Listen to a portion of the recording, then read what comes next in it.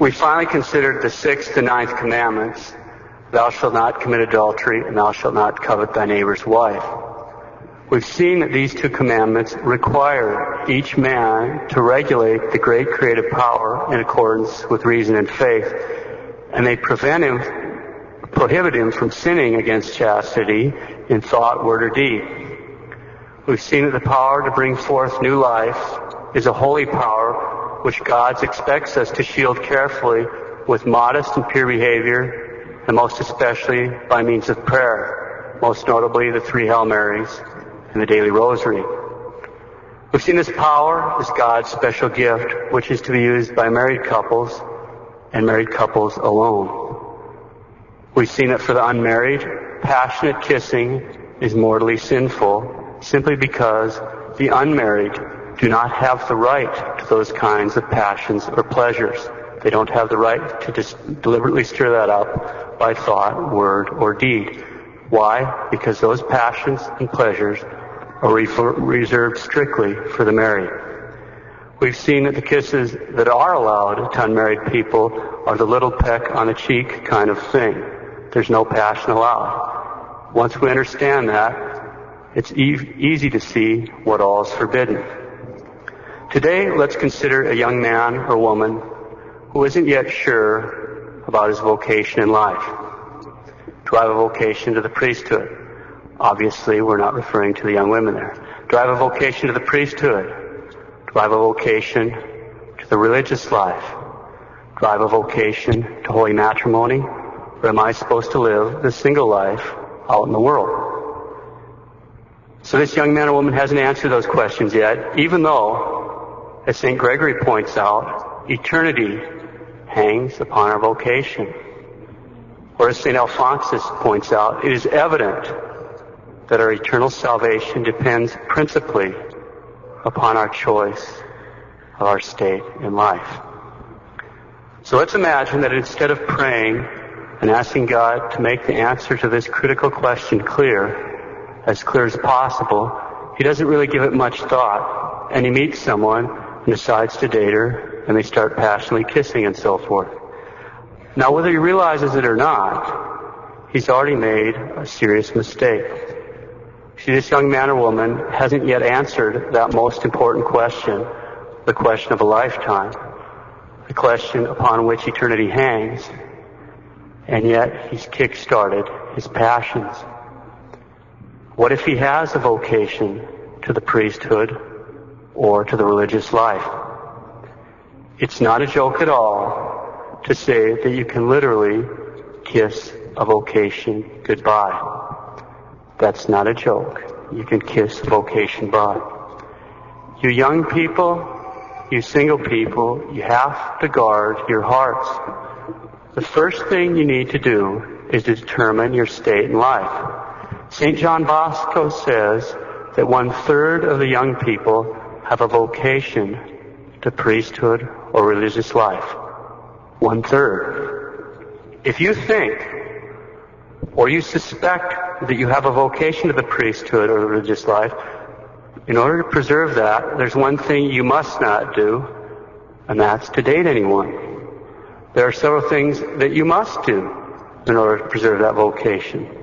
We'll cover this in greater detail at a later date, but following the teaching of those great saints and doctors of the Church, St. Ambrose, St. Jerome, St. Augustine, St. Bernard, St. John Chrysostom, St. Thomas Aquinas, and St. Alphonsus, if you think you have a vocation, generally speaking, you must keep this a secret from everyone except from a reliable confessor or spiritual director. This is a special call from God. He only makes it to certain privileged souls, and you must keep it a secret, even from your parents. That sounds shocking, but parents, this is one place where your authority certainly does not extend. I'm not making this up. This is a salvation issue. It's serious. If you have a vocation, keep it a secret. Tell it to a good confessor or a spiritual director and let them guide you in the process. That's the first thing. The second place you must pray. A vocation is something supernatural. In order to preserve it, you must pray. If you mess up and wind up in a state of life to which God has not called you, it will be much harder for you to lead a good life. That's the way it works. In the plans of divine providence, He has a certain path each of us need to follow as Catholics to get to heaven. And if we go off that path, we do it to our own peril, even in another state of life. It's going to be harder. Eternity hangs upon your vocation. So preserve your vocation. You have to pray. Don't blab. Keep it a secret. And don't date. You can easily kiss a vocation goodbye. Okay, what about the case when he's sure he has a vocation to holy matrimony? But then the same thing happens. As soon as he begins to date right away, they start passionately kissing and so forth. What has this couple just done? Instead of being careful to actually get to know each other, instead of being as reasonable and as cautious as possible of each other, what have they done? They've just cranked their passions right up to ultimate flamethrower. This is a big mistake. A big, big mistake. See, the very degree that those passions are inflamed, which of course depends on how often this sort of behavior goes on and what all happens, to that very degree, they will each suffer increasingly serious consequences, which St. Thomas explains in some detail. In order to understand St. Thomas's point here, we need to quickly review some of the things we know already about our imagination and our intellect. Real quick, think about 2, the number 2. Now in our mind's eye, we might have a little squiggle, that number 2, or you might have Roman numerals, or 2 apples, or 2 oranges, or 2 bananas, or 2 bears, or 2 babies, or whatever. Let's just step back from ourselves mentally for a moment and look at what we just did. We had a whole bunch of images running through our minds, at least after I listed them. Apples, oranges, Roman numerals, pairs of things, whatever. These pictures, which are changeable before our mind's eye, those are an imagination. They're called images in our imagination. The picture of the apples, the picture of the pears, whatever. They're in our imagination. All those images, apples, oranges, watermelons, all these images that we have in our mind's eye are changeable. They have different shapes, colors, and so forth, right? What do they all have in common? Something unchangeable. Even though all those images were different, they were all 2s. All those changeable things, whether we're talking about apples or watermelons or oranges, what have you, are 2 of something. But what it is to be 2, what we might call 2-ness, what it is to be 2, 2-ness doesn't change. You can picture apples, you can mutate them from Macintosh to green apples to delicious apples right in your mind, just like this red, green. You can make purple apples in your mind. That all changes. But 2-ness doesn't change. Okay? The images are an imagination. That's the place for these changeable material representations of things. But 2-ness doesn't change. 2-ness doesn't have a shape or a color or size. We were looking at different examples of 2, but 2-ness never changes. That's an idea. That resides in our intellect. Ideas are in the intellect. The intellect is a place where ideas can be found. Ideas don't have any material qualities, okay? 2-ness, that concept that we can see in these pairs of apples or oranges or whatever before our eyes, 2 fingers, 2-ness never changes. The apples, they change. So images like apples or fingers or whatever, these are changeable material representations in our imagination. But 2-ness, ideas like 2-ness, these are unchangeable concepts, spiritual concepts in our intellect, okay? That's all a review. We've all heard that before. The images we just considered, like apples or oranges, those images we just drew up from our memory because we know what apples or oranges or pineapples look like. We already know what an apple and orange is already, so we can draw that image up from our memory.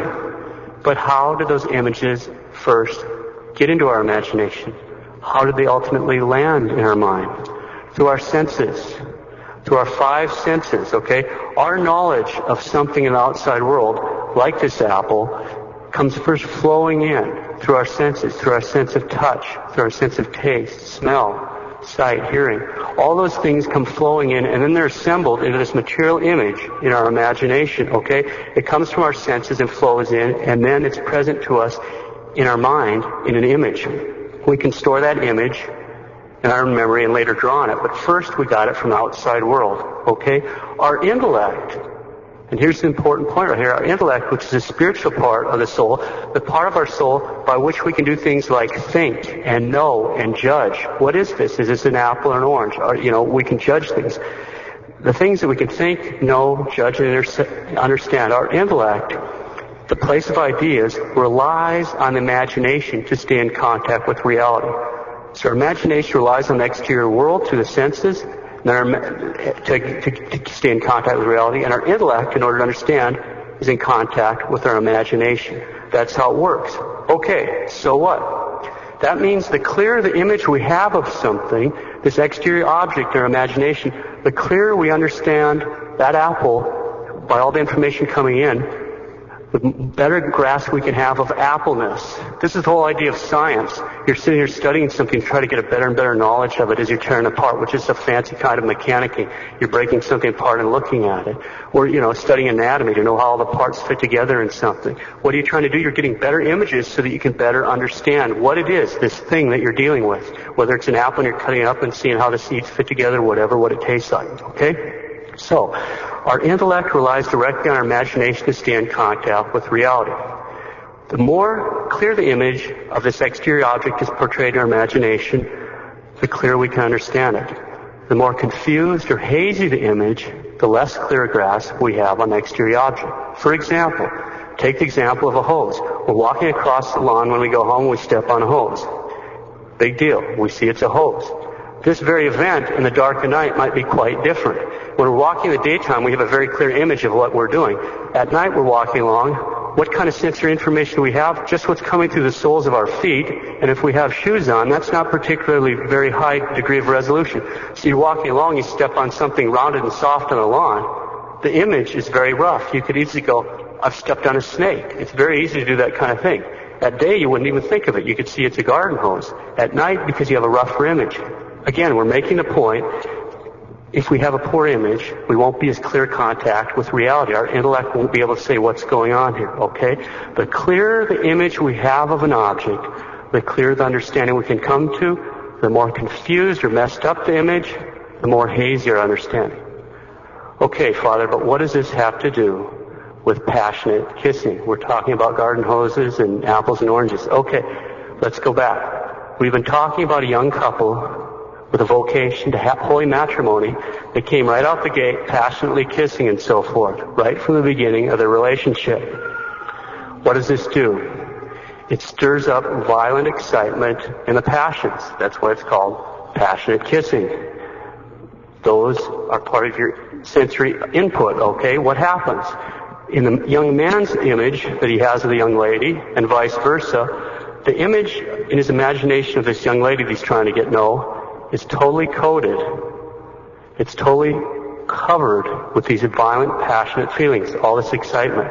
These raging passions distort the image. So that the image of the other person in imagination is steamed over with passion, okay? What does that mean? Because the image is so steamy, his intellect, which is relying on his imagination to stay in contact with reality, to get to know this person, his intellect isn't getting a clear focus. It can't get a clear focus. His intellect is unable to because his passions have whacked his whole thought processes out of kilter. The more repeated, the more perverted, or the more depraved the passionate behavior, the more the passions will fog up the image, and so the more steamy this whole mental picture becomes. The more unreal it becomes, as it were. Okay? St. Thomas calls this very problem intellectual blindness. The clearer the image we have of some object, the clearer the understanding.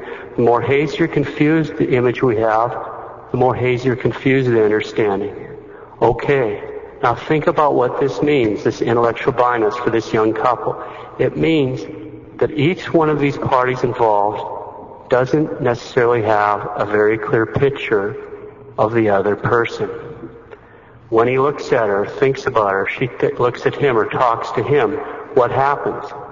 Instead of being able to make a relatively calm, hopefully fairly balanced and reasonable judgment of this other person, that he's thinking about marrying, or that she's thinking about marrying, they're not able to make that kind of thing. What have they done? The flames of passion have distorted that image that they have of this other person. The more excited they've allowed themselves to get, the more steamed over and fogged the glass becomes, so to speak, in the imagination. And so the more profound the blindness. They've blinded each other with their passions. By putting the passions out of order and not following the divine plan, they're causing themselves intellectual blindness. Okay? They've actually gummed up the ability to properly judge whether or not this is the right person to marry, because they've steamed up their mind with illegitimate pleasures. And the more repeated, the more perverted, and more depraved those pleasures, the more those passions have steamed up and distorted that image, and so the more gummed up their judgment has become. And this is a judgment which will directly impact their happiness in this life and in the next. Intellectual blindness is a very serious problem. St. Thomas points out yet another very serious consequence, a problem known as inconstancy. What does that mean? It means that the young man or woman can't stick to decisions concerning the object of passion. That means the other person. He can't decisively command something to be done, even though he knows it's the right thing to do. He has a lot of trouble with it. For example, suppose it dawns on this guy one day, this relationship just isn't working out. We ought to break up. He may very well decide to break up with the girl. He may even try to break up with her, but because he's such a slave to his passions, it's very likely that he might not be able to if he's let himself get too carried away. He may even take her down the aisle in spite of these misgivings. Obviously, this sort of problem also has a direct impact on the happiness of that couple in this life and the next. Now, St. Thomas lists 8 problems. We've only looked at 2. They're all serious. It doesn't take much to look out at the world and see how this impacts the lives and marriages of people that we know. It's more than enough, just from what we've seen, to see that once again, either we have to lead our passions, or our passions are going to lead us. We need to guard our hearts. Let's close. If I were the devil, and I wanted to cause huge problems that would make it very difficult for a young man or woman to discern their vocation in life. If I were the devil and I wanted to cause huge problems in marriage and contribute greatly to the breakup of marriages, if I were the devil and I wanted to make it very difficult for a young man or woman to even respond to a clearly heard call to the priesthood or the religious life, if I were the devil and I wanted to cause all that galaxy of social problems that flow directly and naturally from sins against the 6th and 9th commandments, if I were the devil and I wanted to do all those things, all I do is just convince young people that passionate kissing isn't really any big deal. That everybody does it. That you really don't know what you're missing until you've tried it. If I were the devil, I'd just do something like that. Now I could just stand back, let things develop naturally. It's a good thing I'm not the devil.